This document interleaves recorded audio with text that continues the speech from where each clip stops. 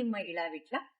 ಪ್ರಮಿತ್ Raj creations ಅರ್ಪಿಸುವ ಕೆಯೂರು ದಪ್ಪೆನ ಐಸಿರದ ಐತ ಶ್ರೀ ಕ್ಷೇತ್ರ ದೇವಸ್ಥಾನದ ಕುರಿತ ಮೊದಲ ತುಳು ವಿಡಿಯೋ ಆಲ್ಬಮ್ ಭಕ್ತಿಗೀತೆ.